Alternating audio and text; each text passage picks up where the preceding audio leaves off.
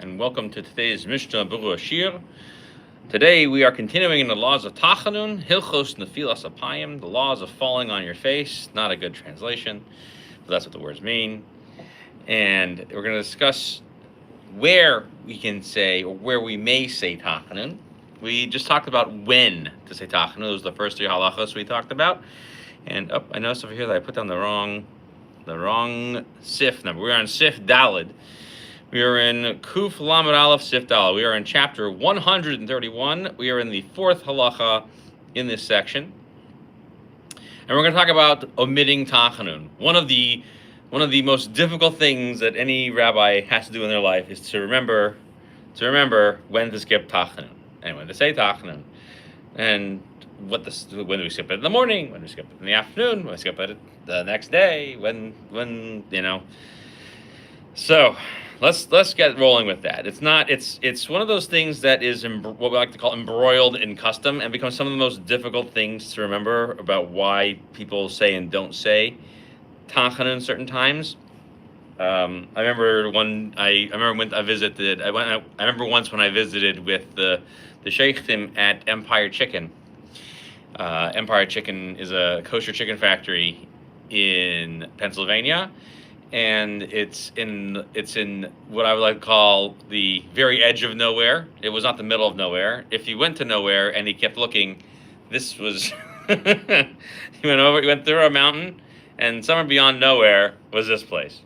So the factory's been there forever, and they would joke that whoever was leading davening would say or not say. So the Hasidic man who would if he would daven, right, usually some Satmar Chassid from Brooklyn, New York, skip Tachanun. Why? Because somebody has a holiday somewhere. And then the Litvishers who were from Baltimore and those type of places from a little bit further south, they were always saying Tachanun. So it was a fun joke. They never knew who would say Tachanun here or there. It's like to say in Yiddish, nishtehei, nishteheh. It's not here. It's neither here nor it's there. All right. So the minhag is not to do nefilas apayim, not to say Tachanun, in the home of somebody who is mourning, and not in the house of someone who has just gotten married, the chassan's house. Okay. And the idea of the base of chassan is that the new couple that just got married, they have their own place, and they may have davening there because he's not allowed to head out. The Mishnah Berurah, I'm sure we'll get into that. And not in the base of Knesses on the day in which a milah occurs. Okay. And not in a basic Knesset where the chassan is there either. And the Ramah adds, specifically, that the milah and the chassan are in that shul. But if the milah is not in that shul, even though it's in another shul, you say Tachanun on the day. Okay, so it's predicated on the milah being in there. Oh, another restriction on this, the Ramah adds. The edge of nowhere is beyond the middle of nowhere. Yes, exactly.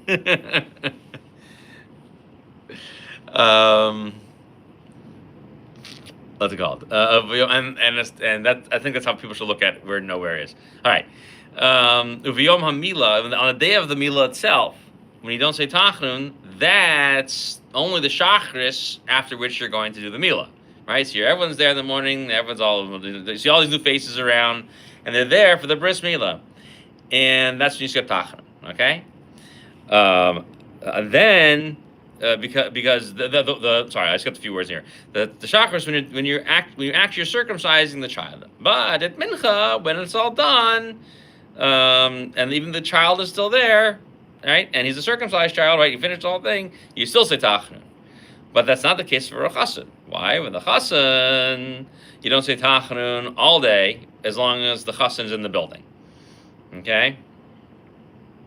And then the Ramah adds, he's only called the chassan on the day in which he's having the chuppah.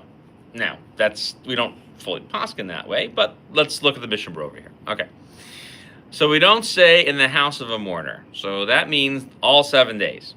And the reason is because at that time, the attribute of judgment is spread out across this person, right? He's experienced death in his family, and we feel that the angel of death has crossed his path, and we therefore don't say Tachanun. And therefore, one should be careful not to arouse or to awaken or to give any strength to this attribute of justice.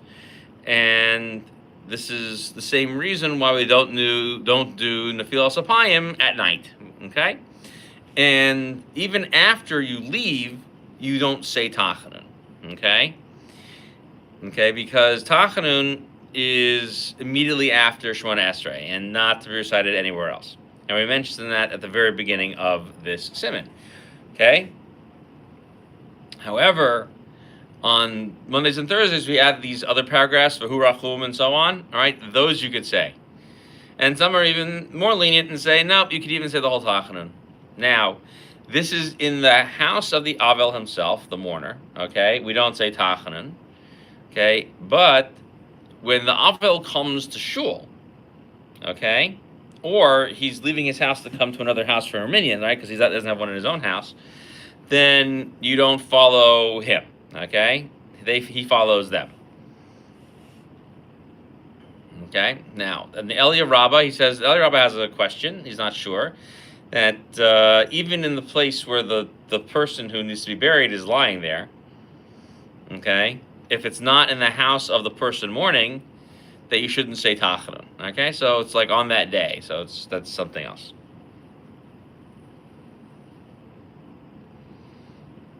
We also don't say Hallel in the Beis Avel. Okay? Now, this is interesting halacha. This is really interesting for Hanukkah. On Rosh Chodesh, when we daven in the Avel's house, even if you go home, you don't have to repeat Hallel. But on Hanukkah, you finish Hallel. Okay? You have to go back home and finish the whole Hallel. Okay, but on Shabbos, which also has Rosh Chodesh, okay, if he said, or if it's on Yom Tov and he's already buried the person who passed away, like on Yom Tov Sheni. Okay, even if you're davening in his house, you say Hallel because there is no mourning on that day. Okay, so that's what the Mishnah Berurah holds. So that's what he says there. Now let's say further. And you don't say in the house of the chassan, okay, which is that the moment that he does the chuppah, you don't recite it. But before he does chuppah, you should say, okay? And some people are lenient, even the morning before, that you still don't say Tachanun. Okay, and that seems to be the opinion of the Gra as well.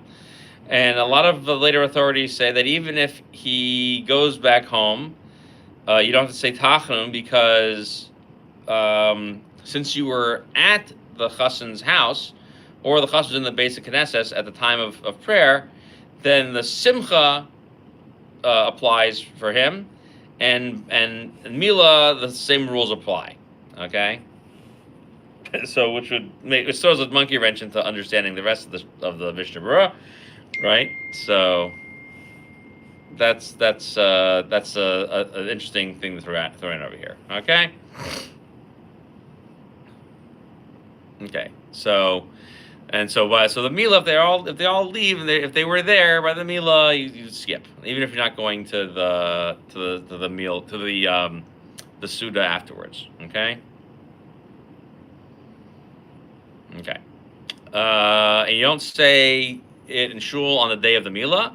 So let's explain that a little bit in more detail. Mishnah Berurah explains, which is that you are going to do the bris milah in a specific synagogue. Okay, a specific Beis Knesset. Even if you're not, the person who making the simcha is not davening in that place right now. Okay, so those are two different dinim we're just explaining.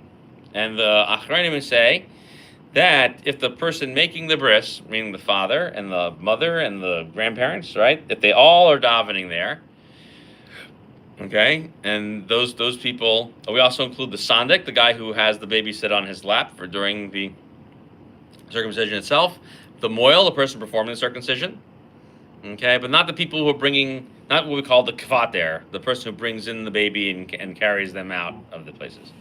Even if the milah is happening in a different place, since they're in shul during davening, you skip the Tachanun, okay, and also that the chassan being there, because the mitzvah is to be with him and to accompany him, okay. Further laws about the Beis Knesset, okay, we saw in the Ramah, so it has to be in that specific shul. And the people who are davening in the courtyard, okay, they follow the shul, all right? So if they're davening in adjacent classrooms or courtyard, even if there's not an aron there, right, and there's not a bima to lean on, which is called a teva, in the shul they don't say it as well. If they're near that shul, they don't say it as well. By mincha we say we skip, even though the tinok is there. That's what the Ramah says. Now the Rosh Shlomo Luria and Rav Yoel Sirkis, right, the Bach and the Taz, they say that you don't say Tachanun when the baby is there. Then the Sefer Elia Rabbah says that if it's mincha and it's in the home of the baby and it's before the meal, okay, or it's in the middle of the meal, then we skip Tachanun. But after the meal, meaning you've benched, okay, then you do say Tachanun. And other people say this as well. The Chai Adam writes the following, that this is when the baby is present during the prayer service. But if you're in another building, okay, or another home, even if the Baalei Simcha are there, the Baalei Bris are there, right, the father or the grandfather, okay, you say Tachanun there, okay, and that's even before the meal. All right, so it's predicated on the baby being there, is still being the mitzvah of Mila and being in that place. Some people further say that the people who were involved in it, right, including the Sandek and the Moil, they don't say Tachanun all day, okay, because it's their own special Yom Tov, but other people don't get to share in it. And then we say the Ramah said that the chassan, he becomes a chassan the moment he goes into the chuppah. But nowadays, we skip Tachanun all 7 days. And that's even day 7, okay? Which is the day when the chuppah occurs. And if you start Shemona Esrei before the chuppah, okay? So let's say the chuppah is like a little bit before sunset on the first day, okay? You skip Tachanun that whole day, as long as it's before sunset. Okay, and that's if the chassan is its first marriage, or if the kala, it's her first marriage. But someone who's been previously married, either a widower or whatever, these rules only apply for 3 days, and that's the same thing with reciting Vahu Rachum, right? And so therefore, it's important the chassan should not go to shul during the 7 days of that, because then he stops people from saying Tachanun. Okay, so the bishop brings that rule. We don't actually paskin that way. People invite the chassan there all the time. That's really how it works. All right, new rule. Let's go back to bris milah. We're in halacha hey. If the milah falls out on a public fast day, which you can't control, 8 days earlier, the baby came out, and now today's time for it. You still say slichos, and you say the vidui, you say the confession, but you skip Tachanun. Okay, and you also skip Vahu Rachum. Okay, and then the Ramah adds, these are things you skip in Shachris, okay? And that's even in places where you would say it even without Tachanun. It's still part of Tachanun. Okay, and the Mishnah Berurah points out that this is a rule for a chassan as well if his marriage occurs at the end of the day, after the fast is over. Okay? And you also say, and then you have the meal after the fast. You say slichos. Okay, because you can skip a little bit, but don't have to skip the whole thing. When the Mishnah explains that that some people say Vahu Rachum on their own, so the Mishnah explains that some people have the custom to say Vahu Rachum on every public fast day, even if it's not on a Monday or a Thursday. And nonetheless, if there's a milah or a chassan, as we just said, you skip it that day. Okay. That's halacha hey. Halacha vav. We have the minhag to not do Tachanun on Tu B'Av, the 15th of Av, and not Tu B'Shvat, the 15th of the month of Shvat, and not on Rosh Chodesh, and not on the mincha that precedes them. Okay. Sorry, the mincha shel fanav, and not the mincha before Rosh Chodesh. Which is important. You also don't say it on Hanukkah, and some people say you say it on the mincha before them, and that's our custom. The Ramah adds. On Purim, you don't do Tachanun. Okay, and the Ramah adds on Lag BaOmer, you don't do Tachanun. The day before Yom Kippur, you don't do Tachanun. And Erev Rosh Hashanah, even during Shachris, you don't do Tachanun. Now, the Mishnah Berurah says, Tu B'Av. Why? The Gemara says it's a Yom Tov, right? That started during the Zman HaMikdash, and that's just continuing through today. Tu B'Shvat. Why? Because it's the Rosh Hashanah for trees, right? The trees get judged that day, and so therefore the Ashkenazim have a custom to increase the number of fruits to eat on that day. Okay, Svardim do that too, but the words he uses Ashkenazim. Okay. Now he points out that the Ramah adds the words even the mincha and before them we skip it. So which seems to imply that on Tu B'Av and Tu B'Shvat you say Tachanun at mincha. But our minhag is not, so we skip everything. That's why when I was translating the Shulchan Aruch, I was trying to make sure to be clear that I was only talking about that before Rosh Chodesh you skip, but by the other days you do say it. But our minhag in Ashkenaz is to skip it. Okay, Purim. So Purim is on Purim and Shushan Purim. We skip both days, and also Purim Katan when Adar has 2 months. Okay, you do it Adar Aleph, which is not real Purim, and then Adar Beis, which is real Purim. And you skip it for the previous mincha. Lag BaOmer, you only skip it on Lag BaOmer itself. And Erev Rosh Hashanah, Erev Yom Kippur, you don't skip it on the mincha before them. They are the day when Tachanun is skipped. And on Yom Kippur and every other Erev Yom Tov, we don't even need to say because it's coming up in the very next halacha. The next halacha, the clear custom, this is halacha Zion over here, is not to say Tachanun before the entire month of Nisan, and not for Tisha B'Av, and not for the 15 days, and not after Yom Kippur and Sukkot. Okay, and also from the beginning of Sivan, the Ramah adds until after Shavuos. So what does this mean? The custom has expanded. So the Mishnah Berurah explains that this is a custom where even Tachanun is omitted even on the previous mincha before them. And every single one of these different halachos that relate to Tachanun. Okay? So well, there's also the paragraph of Lam Natseach, okay, which is said even after Tachanun. So after Tachanun, you say Ashrei. If you say Kaddish, then you say Ashrei if it's a regular day, or you have a Kriya store first. And then there's a Lam Natseach, and then there's Uval Tzion. So on certain days you skip that Lam Natseach paragraph. So you skip it on Rosh Chodesh, you skip it on Chanukah, you skip it on Purim, you skip it Erev Pesach, you skip it Erev Yom Kippur, you skip it on Tisha B'Av, and you also don't say it in a leap year on days 14 and 15 of the first Adar. You also don't say it in the house of a mourner, okay? And also the El Erech Apayim that you say at the beginning of Torah service is also skipped on those days. Okay, this is what I'm saying. This is one of the most complicated things to try to remember. And the Ramah adds we skip until Tachanun until after Shavuos. And there's some people that they skip Tachanun for almost 6 more days post Shavuos because of the people who needed to make up the Chagiga after Shavuos, and so therefore there was still a festival those days. Okay, last halacha. Okay, and then we'll finish this. We'll finish this section.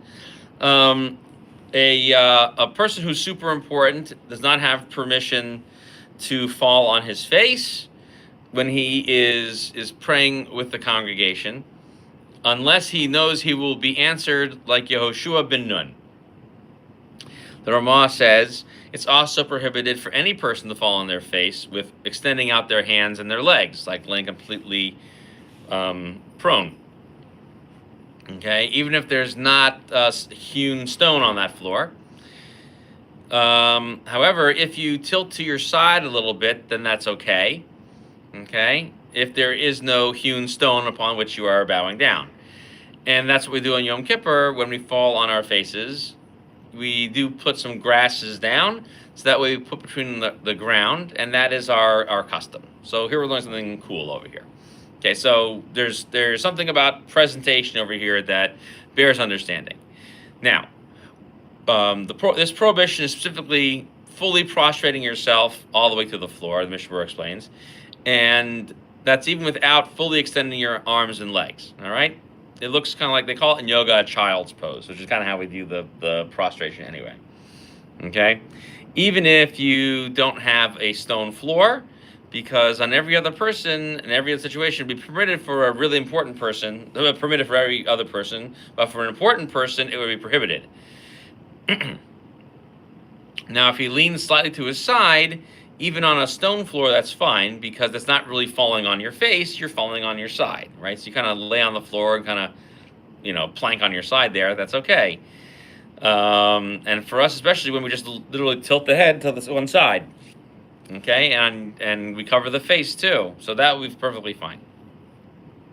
This prohibition was only when you're in the middle of the congregation, because you're in front of everybody, and it's embarrassing because people are going to go, oh, I mean, this guy's not, he's not so important. Who does he think he is? Yoshua ben Nun. All right, so you're not supposed to do it because it's what's called yuhara. You're looking haughty in doing this thing.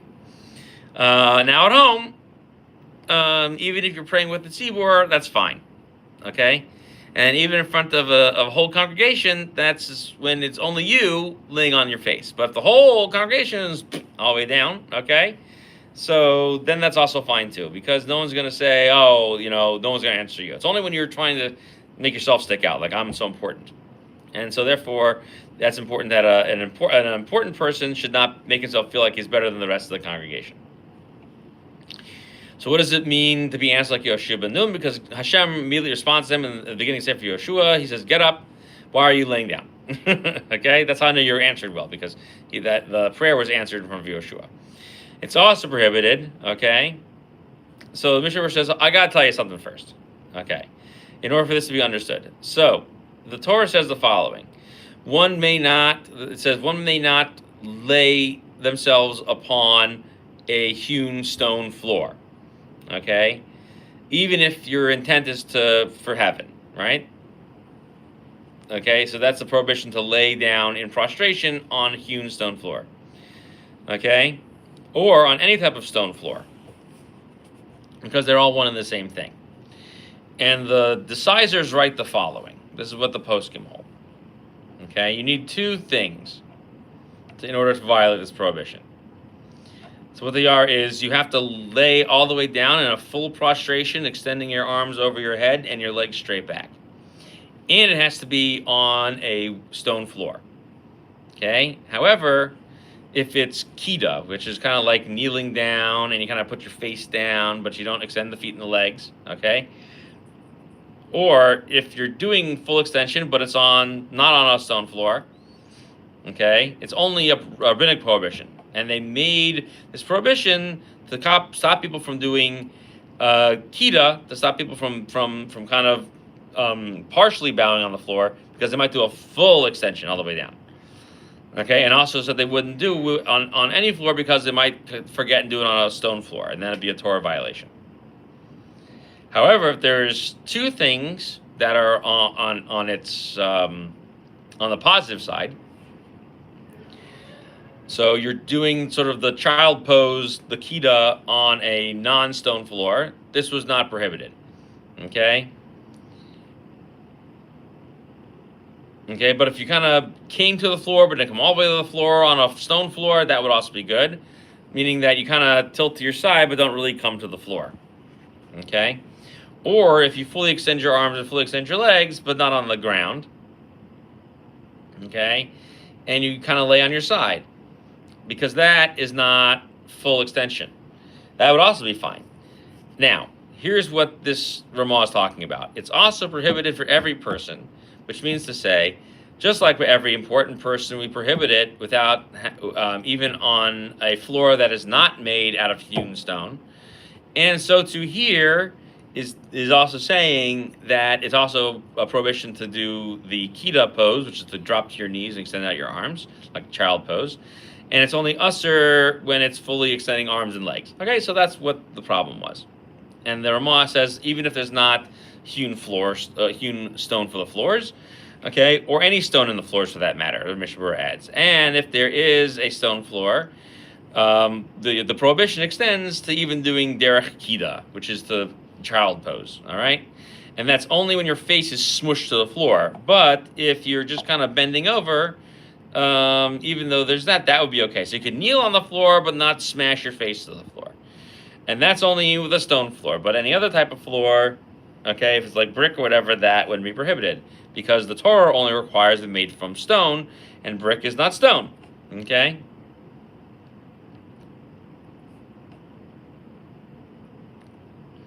Okay, so even though the Torah compares it shows the two separate things. Okay, now if there's no hewn stone, but if there is hewn stone, then tilting on your side doesn't work because you're still extending your arms and legs out. Okay, again, rabbinic prohibition in that case. And when you fall on your face, which is to say when they would do the full extension of arms and legs, okay, that was not on a stone floor, they would have to tilt on their sides. And so too, when they're on the floor, even when they fall down with putting their face towards the floor, they would still tilt to one side, okay, to avoid the prohibition as much as possible. But if you put stuff on the floor in between, which means, which Berurah explains, which is, all right, or you either you spread them out, and then, but basically the point is that even though because you're not laying it directly on the floor, and it also means that even if you're not tilting on your side, why? Because then you've changed it enough by doing that. And with that, boys and girls, we conclude our laws of Tachanun. Thank you so much for joining us. And as you see, most of it is basically what days we don't say it, but we did learn some important stuff, like not to prostrate yourself on hewn stone floors. So the custom is to lay your face tilting to the side and put on your left arm, unless you're wearing tefillin, then you put on the right arm, and then if you open your the gra always goes left. You have to hide the fact that you're going left. So those are some of the fun halachos we learn here. We will pick up next time with the laws of Sefer Torah, of Kriyas Torah and the Sefer Torah, and how to do all that stuff. Thank you very much for joining. Look forward to talking to you soon, and a Freilich and Chanukah.